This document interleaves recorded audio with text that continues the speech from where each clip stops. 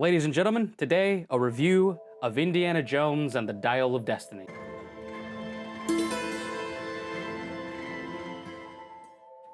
Before I begin, I'm going to read a synopsis from IMDb. Archaeologist Indiana Jones races against time to retrieve a legendary artifact that can change the course of history.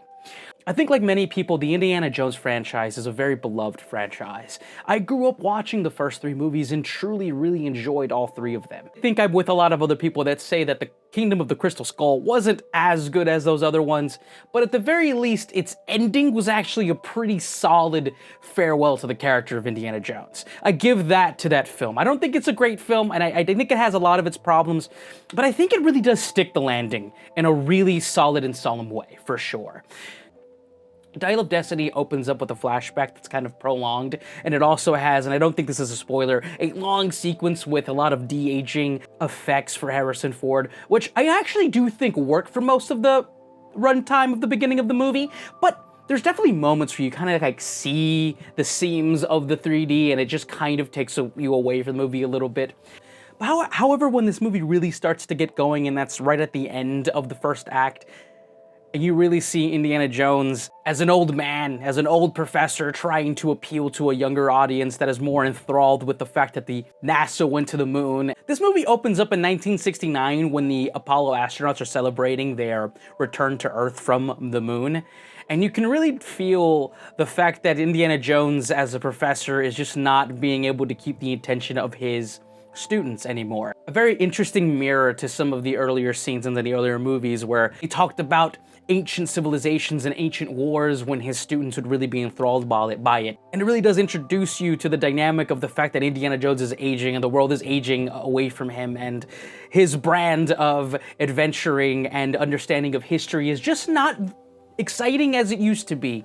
And I really did love that about the first part of this movie. I have to give it to James Mangold for really sticking to his guns and making sure that most of this movie is really shot practically as much as possible, for sure. There's definitely a lot of CG here. I did mention on the top that there is a whole de-aging of Indiana Jones at the beginning, but really they did a really solemn effort to make sure that a lot of this stuff was done practically. And I think because of that, a lot of the action and a lot of the stunts really do fall off the screen and really do work for me. I really did appreciate that about this film. It just looks and feels like an Indiana Jones movie in kind of a way that the Crystal Skull really didn't. It was a little bit more flashy and big and CGI in ways that I just kind of took away from the overall feel of an Indiana Jones movie. In this one, they really did their due diligence to make sure they captured some of that old cinematography and the feel and the practicalness of it. And I really think that really worked here for sure.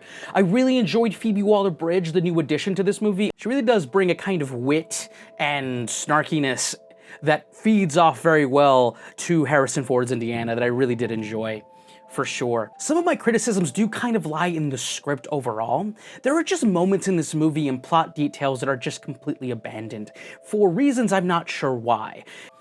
If you're just going to abandon plot points, I think it's appropriate to just not have the plot points at all.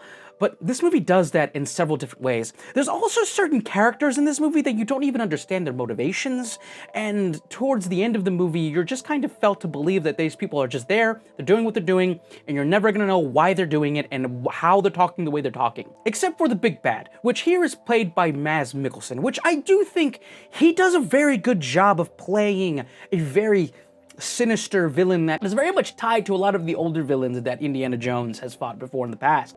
If you understand some of the old Indiana Jones movies, then you know what I'm talking about. Now, the plot here is really antithetical to the set pieces and the design of the overall film.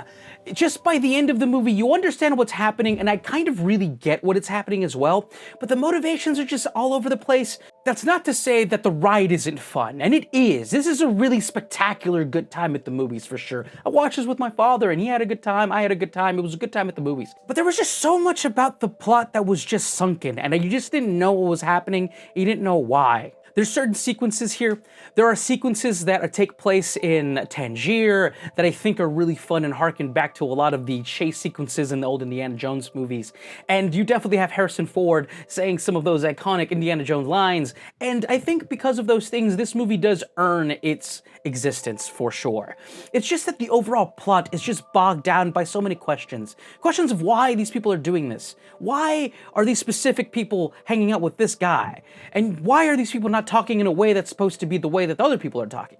It is frustrating. However, the third act of this movie does stick the landing.